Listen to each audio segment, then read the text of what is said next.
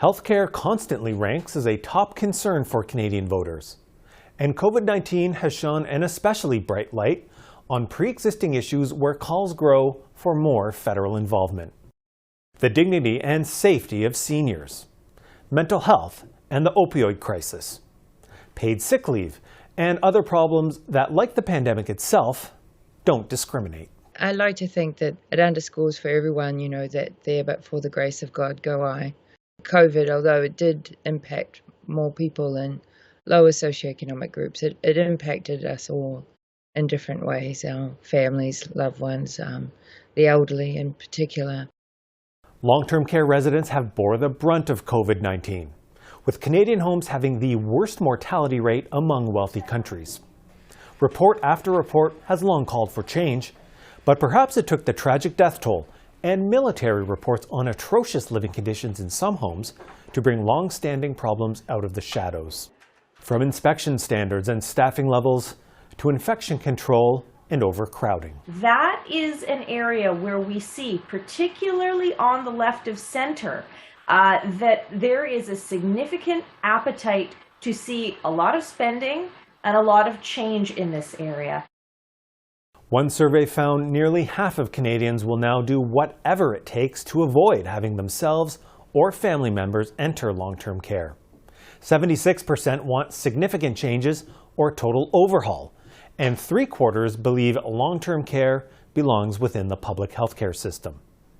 55% are willing to pay more taxes, and a majority also want more federal involvement, though the idea is less popular in Quebec and the prairies.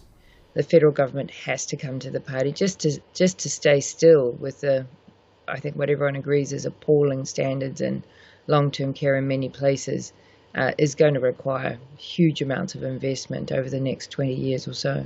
As for mental health, the pandemic caused a decline in 40% of people, according to the CMHA. Low-income Canadians, Indigenous people, and those with pre-existing conditions were especially hurt. Not to mention children and their parents coping with school closures and canceled activities. Meanwhile, wastewater analysis found a significant increase in cannabis, fentanyl, and methamphetamine use in Canada's largest cities at the start of the COVID-19 lockdown. And since then, more deaths connected to opioids and more people in hospital because of substance use. Day to day, the numbers and referrals to our program grow.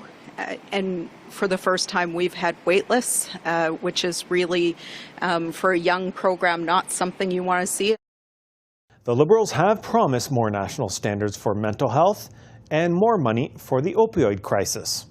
As well, 10 days of paid sick leave for federally regulated workers and eventual pharmacare, plus billions to the provinces to ensure safe and dignified conditions for long-term care.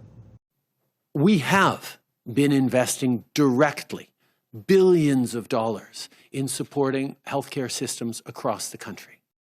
Erin O'Toole has decried national standards for long-term care as a top-down, Ottawa knows best approach. But Conservatives have pledged a strategy for mental health care, with funding to provinces and incentives for employers, and a compassionate, well-funded approach to substance use and addiction. There isn't a Canadian family that hasn't been impacted by mental health challenges during this pandemic, my own included. The isolation has been excruciating for so many people.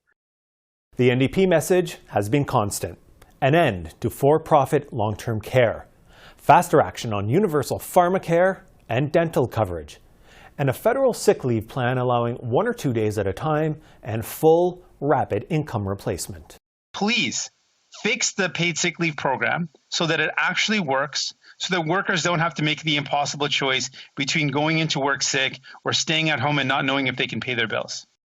While for Green leader Annamie Paul, the death of her own father has only galvanized her push for putting long-term care under the Canada Health Act. There are still questions of those dying from avoidable infections, dying from dehydration, from malnutrition, from neglect. This remains a system in crisis.